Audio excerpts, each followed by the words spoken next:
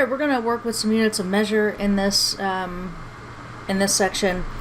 This section begins with just a list of units, sort of what their meaning is, some abbreviations, maybe some notes about some equivalences. I'm not going to talk that much about this part here. The meat of what we're doing, the important stuff that we're looking at today or in this section, it has to deal with how we do unit conversions. So this is sort of for your convenience, for your reference, this table here. We should familiarize ourselves with these metric prefixes. I'm not going to talk about it a whole lot, but we'll run into those, so keep this page, convenient, ready to refer to when you're working on some problems. And we have some conversion equivalences here, and we're going to use these to convert some units. The technique that we use is dimensional analysis, and you actually saw us use it a little bit in the beginning when we were doing converting angles, like from degrees to radians, or radians to degrees, or degrees to DMS form. We're going to go over it again here and do a bunch of examples. So I'm going to start with a simple example. Dimensional analysis, our technique, our tool with dimensional analysis is just take a measure and multiply it by 1. I know that when I multiply something by 1, it doesn't change it. I just am going to multiply by 1 in a clever way. So, for example, because 1 foot is equal to 12 inches, then both of these fractions here, both of these fractions are equal to 1, right? It's some measure, some quantity divided by itself. And we use this to do these unit conversions. So suppose I want to convert 6.25 feet to inches. Well, I'm going to start with the given measure, the given quantity, and put it over 1 because I want it to look like a fraction. And I'm going to multiply by a fraction that's equal to 1. Now the question is, which of these fractions do I choose? And we need to just get the units to work out. So note that I'm starting with feet. I don't want feet in my answer. So in order to get the feet to cancel, I have to put the feet on the bottom. So I'm going to put 1 foot equal to 12 inches. Now notice that the feet cancel. We're left with inches, which is what we wanted. And 6.25 times 12 is 75 inches. So this is dimensional analysis. And this is sort of a simpler example to get us started, and we're going to do a few more examples to kind of get used to this technique. It might be that we need to use many fractions, multiply, kind of take several steps to do a conversion. So in example 220, we are going to use dimensional analysis to convert 35 kilograms to micrograms. So I know that a kilogram is 1,000 grams. I'm just going to write that down. 1 kilogram is 1,000 grams. And if I go back to the table here, I know that micro means 10 to the negative 6. So I know that 1 microgram is 10 to the negative 6 grams. So I can use this, those equivalences to help me carry out this. So 1 microgram, is 10 to the negative 6 grams. Okay, so I'm starting with 35 kilograms. And I'm going to use 2 conversions because I can get from each of these measures, kilogram and microgram, to grams pretty easily. So 1 kilogram is 1,000 grams. And 1 microgram is 10 to the negative 6 grams. So I'm going to put the grams on the bottom. and then 1 microgram. Now look what happens to our units here. Kilograms cancels with kilograms, grams cancels with grams, so we're left with microgram. And we've got 35 times 1,000, and then divided by 10 to the negative 6.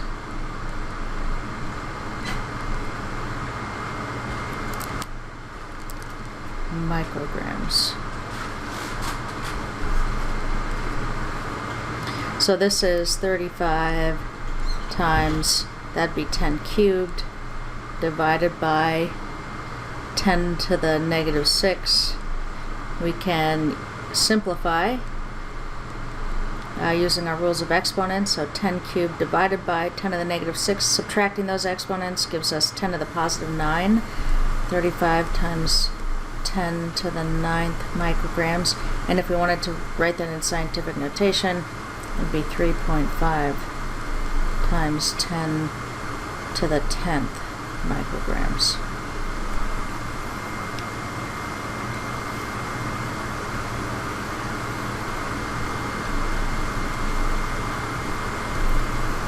Okay, so let's try another one. We're going to convert 55 miles per hour to feet per second. So just converting one rate to another rate. I'm going to start with the given measure. Now note, miles per hour. That's like 55 miles per 1 hour. The given quantity is already a rate, so I don't have to turn it into a fraction. It basically already is one. And I could think of this as needing to do 2 conversions. I need to convert from miles to feet, and I need to convert from hours to seconds. And it doesn't matter which one I do first. So let's say I do miles to feet first. I know that I need to get myself from miles to feet. I need the miles to be on the bottom in order to cancel with the feet. And there is an equivalence here somewhere. Here it is. 1 mile is 5,280 feet.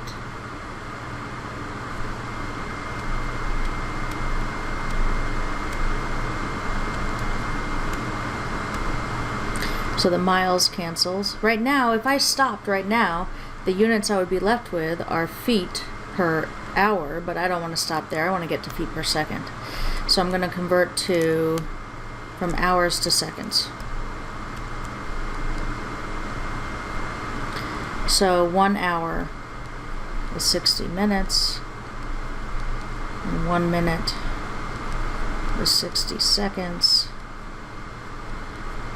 And now we can chase these units around. This hour cancels with this hour. You know, notice they don't have to be in adjacent fractions in order to cancel, as long as one is on the bottom and one is on top. Minutes cancels with minutes. So now we do have feet per second. Now I've got several fractions here. And basically when I carry out the arithmetic, I'm going to bring up the calculator. Any number that's on top is something I multiply by. A number that's on the bottom is something we divide by. So 55 times 5,280 divide by 60 divide by 60 gives us 80.67 approximately feet per second.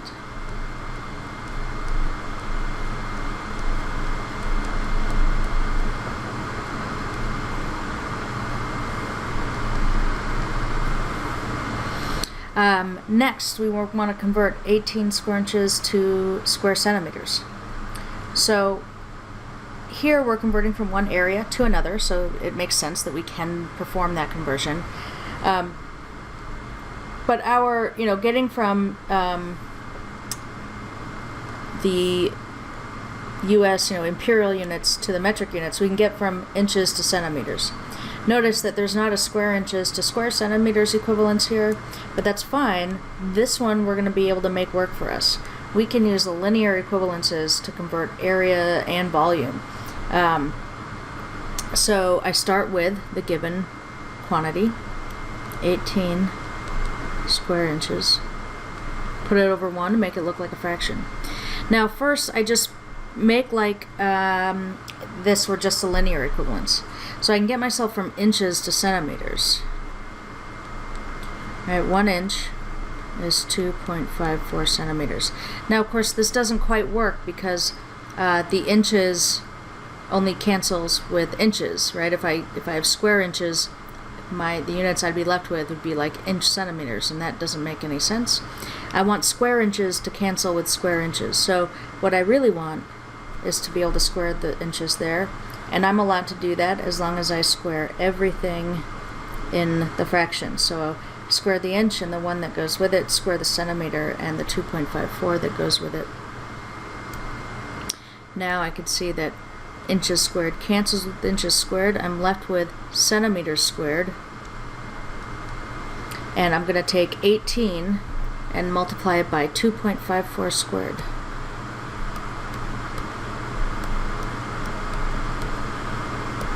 And that is 116.1288.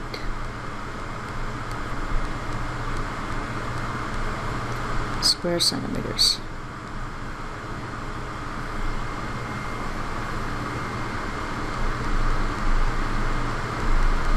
Alright, another conversion. We're going to go from 62.8 pounds per square inch to newtons per square meter.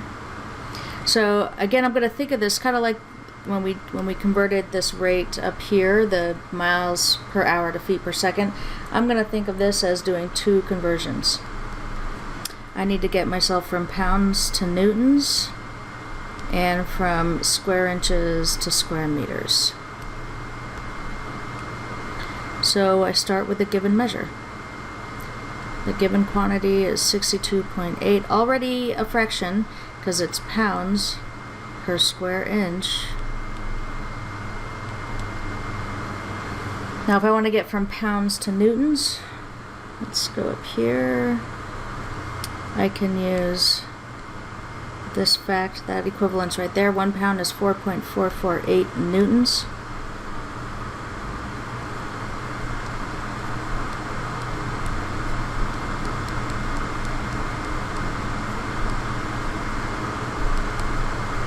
And I want to get from inches to meters, or square inches to square meters. Now, I can definitely get from inches to centimeters, because 1 inch is 2.54 centimeters, and I can get myself from centimeters to meters. 100 centimeters to 1 meter. Now I need to deal with the fact that I really wanted square inches, so I can do what I did in the last problem. I can square this and everything in that fraction. Now I have square centimeters, so that means I want to square these centimeters.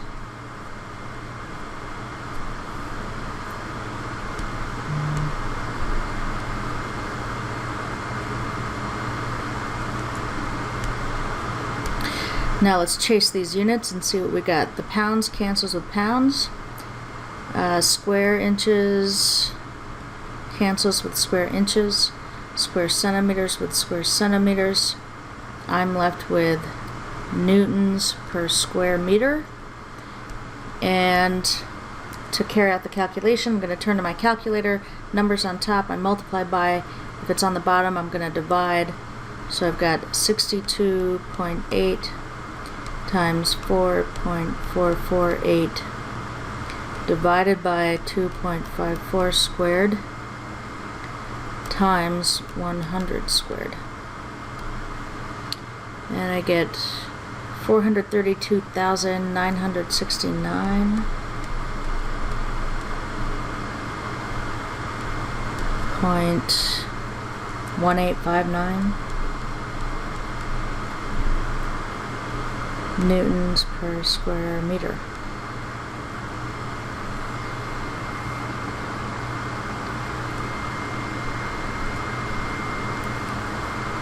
Alright, so there's some good unit conversions.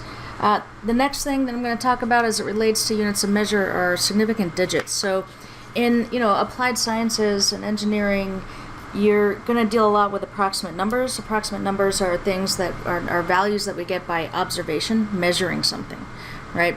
And when working with approximate numbers, if we're doing calculations that involve approximate numbers, the basic philosophy is that we can't get a result that's more accurate than, or more precise than the measurements we started with, right? So if I've measured something to the nearest centimeter, I can't do calculations and expect to get something that's accurate to the nearest micrometer or something like that.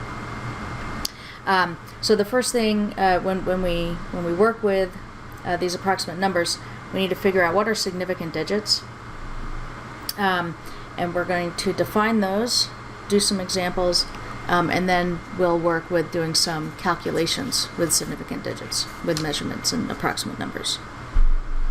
So if we're working with an approximate numbers, the following are considered significant digits. Any non-zero digit is significant, so that's easy. Things get interesting when we're working with zeros. So zeros between significant digits are significant. So 507, that has 3 significant digits. This 0 in the middle is significant because it's sandwiched in between 2 significant digits. Zeros to the right of a significant digit and the decimal point are significant. So this 0 is significant. And essentially I think of it this way. I know 41.20 has the same value numerically as 41.2, right? They have the same value. So the only purpose to writing a 0 at the end is to indicate that it is significant, right? That is a measure with 2 significant digits. And any 0 with a bar over it is significant. So 630 as a whole number, that 0 is significant because it has a bar over it. And the reason we need a special symbol to indicate that that's significant is that 0 on the end has to be there. If we just got rid of that 0, the number would be changed to 63, right? The value wouldn't be what it is. So the 0 has to be there in order for the number to hold its value. And to indicate that that is in fact a significant digit on the end, we put a bar over it.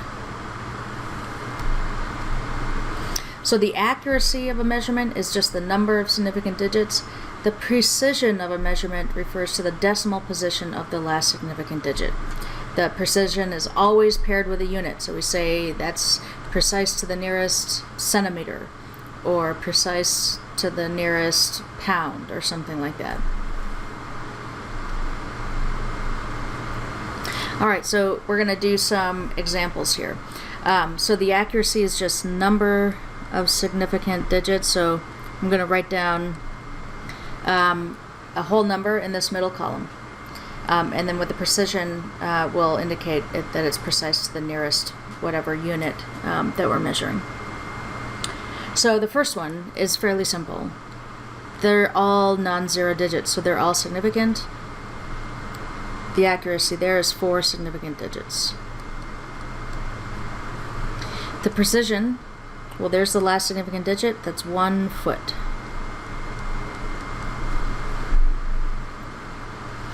Um, 7006, these zeros are sandwiched in between significant digits, so they're all significant, so this is 4 significant digits. The last significant digit is the ones place, so 1 mile is its precision. 10,607.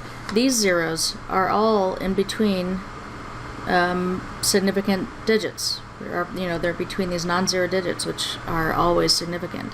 So this is 5 significant digits. The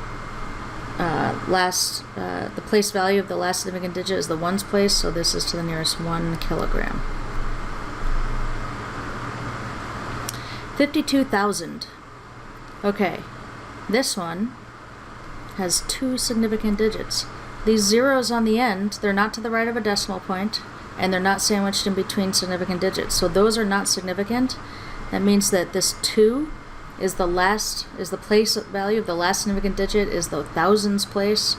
So this is to the nearest 1,000 meters. 8,700 newtons. There's a bar over this 0 here, so that means that there's 3 significant digits. and the precision is to the nearest 10 newtons.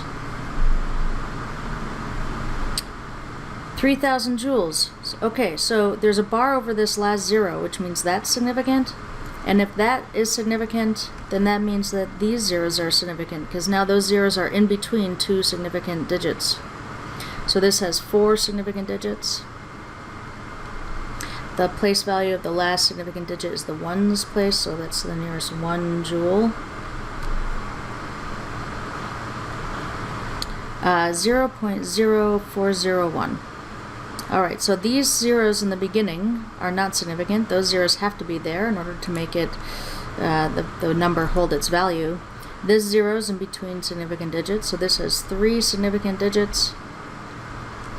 And let's see, 1, 2, 3, 4 spaces over, so 0.0001 gram. That's its precision. And then 0.0030 meters. This has 2 significant digits. That zero doesn't have to be there in order for the number to hold its value. The only reason we'd add a 0 on the end to the right of the decimal place is that it is a significant digit. So that it has 2 significant digits, and this is precise to the nearest 0.0001 meters.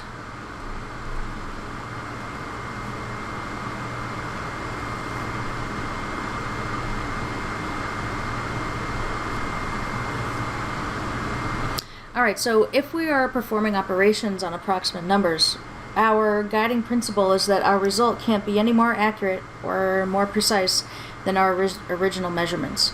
And then if we're adding or subtracting, we pay attention to the precision, not the accuracy, but the precision. And if we're adding or subtracting, we make sure we convert everything to the same unit so that we're adding apples to apples or meters to meters. And then we round our result to the same precision as the least precise measurement. So if I want to add these measurements, 1,520 centimeters, 1,652 millimeters, 2.693 meters, and 9.17 meters. I want to add these measurements. First of all, I want to get them all in the same measure. So the last 2 are in meters. I'm just going to convert the first 2 to meters. So 1,520 centimeters is equal to 15.2 meters, and 1,652 millimeters is equal to 1.652 meters. Now, you might have chosen to get everything in centimeters or everything in millimeters, and that's fine. I've just chosen meters because I thought it was a little bit less work. So now I'm going to add these 4 measures, all in meters. So 15.2 meters plus 1.652 meters plus 2.693 meters plus 9.17 meters.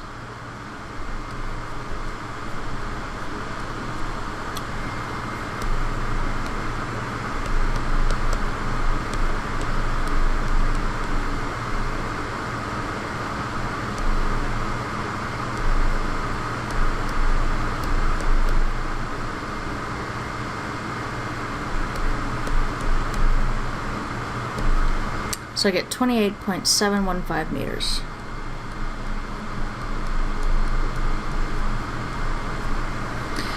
So that's what I get when I add these up. But now I need to remember that these were approximate numbers. I got to round my value to the least precise number, and that will be the top measurement, because that's only precise to the nearest tenth of a meter.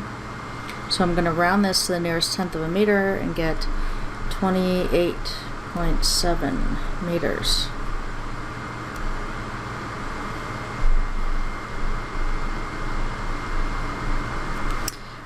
One more example. If I want to subtract these, I've got, let's see, 2,657 grams minus 1.30 kilograms. So I'm going to write everything in grams. So that means I've got 2,657 grams minus, and 1.30 kilograms. Let's see, that's a kilogram is 1,000 grams, so I'm going to move that decimal point 3 spaces to the right. Now this 0 is significant there because it's to the right of a decimal point and to the right of a significant digit, so that means that is significant. That's important to keep in mind. So I'm going to do the subtraction and get 1,357. But I need to round it to the same precision as the least precise number, and that least precise number is the 1,300 grams. I need to round it to the nearest the nearest 10 grams. So that would be 1,360. When we round, we decide where we need to round it to, and then we use the usual rules of rounding where we look at the next digit and just say, if that's 5 or greater, we have to round up, and if it's 4 or lower, we round down.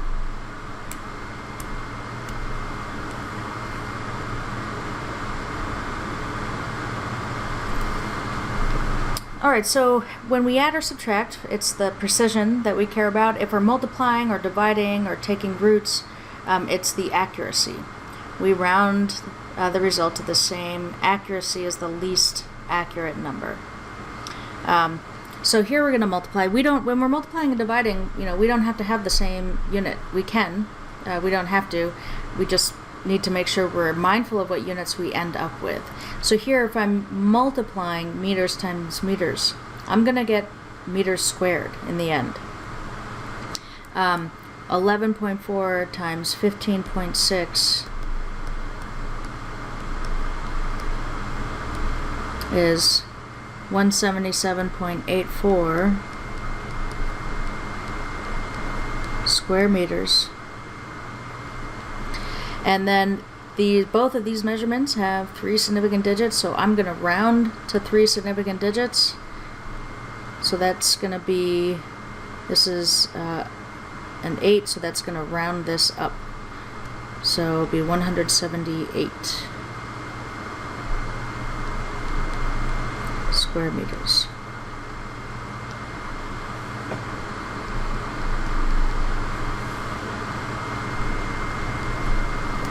Let's do another one. 25 kilograms times 14 meters per second divided by 0.104 meters. So let's just think about these units here. So I'm going to rewrite this. So I've got 25.0 kilograms. This meters per second that we have here, that's the same as having a meters on top, and the seconds I can write on the bottom. So I've got times 14 meters over 0.104 meters, and then there's the seconds from the meters per second here. And this will help me kind of figure out what my units are. The meters cancel, so I'm going to have kilograms per second. That's going to be my units. And now I'm going to use the calculator to do this arithmetic. So 25 times 14 divided by 0.104. I get 3365.3846 kilograms per second. And then I want to round this. Let's see, the least accurate number is 14. That has just 2 significant digits. So I'm going to round this to 2 significant digits. That's a 6, so that I'll round that up to a 4. 3,400 kilograms per second.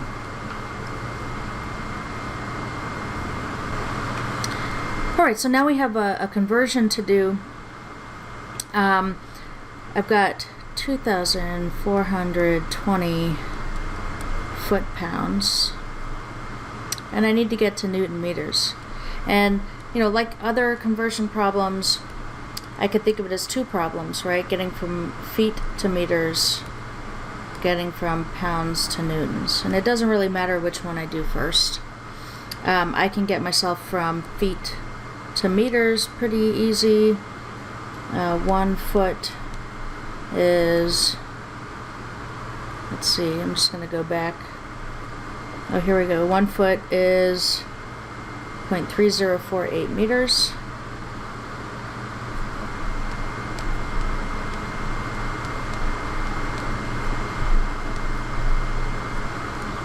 And from pounds to newtons, we've used that one before. 1 pound is 4.448 newtons.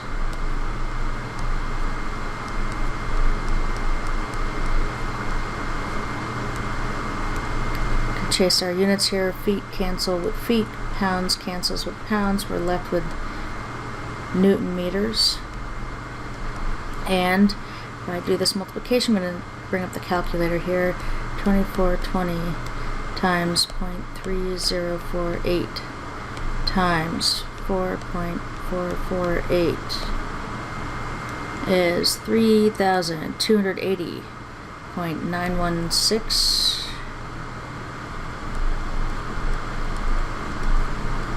Newton meters. Now, the original measure had 3 significant digits, so I'm going to round my result to 3 significant digits. I'm just going to call it 3,280.